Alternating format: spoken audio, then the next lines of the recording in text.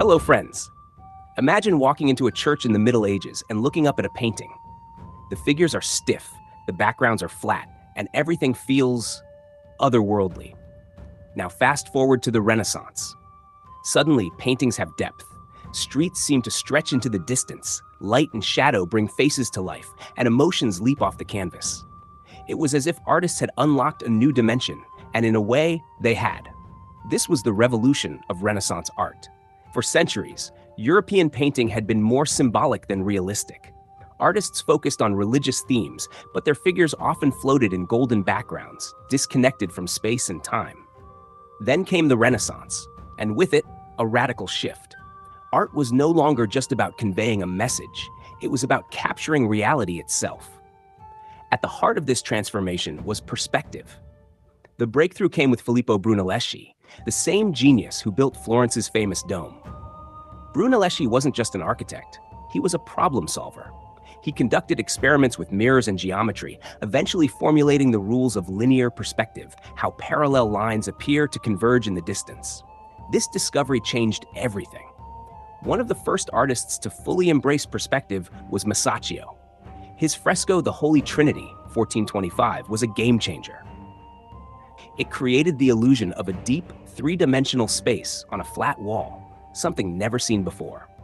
From that moment on, artists weren't just painting scenes, they were constructing entire worlds. But perspective was just one piece of the puzzle.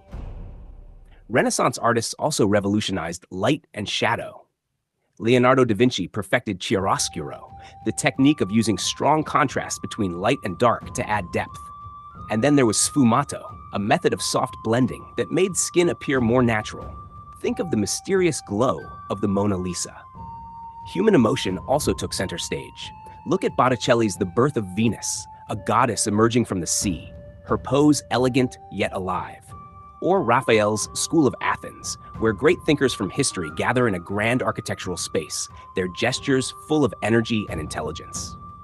Renaissance paintings weren't just images, they told stories with movement and feeling. And let's not forget sculpture. Michelangelo's David wasn't just a statue, it was a statement. A perfect human form, carved with such precision that veins seemed to pulse beneath the marble skin. It wasn't an idol of divinity, it was a celebration of the human body itself, echoing the spirit of ancient Greece and Rome. This artistic revolution spread beyond Florence, reaching Venice, Rome, and eventually all of Europe.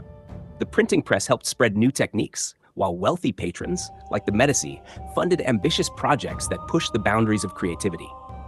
Artists were no longer just craftsmen, they were thinkers, scientists, and visionaries. And speaking of visionaries, one man embodied the Renaissance spirit more than anyone else. A painter, an inventor, a scientist. His mind was centuries ahead of its time. His name? Leonardo da Vinci. But that, my friends, is a story for our next walk.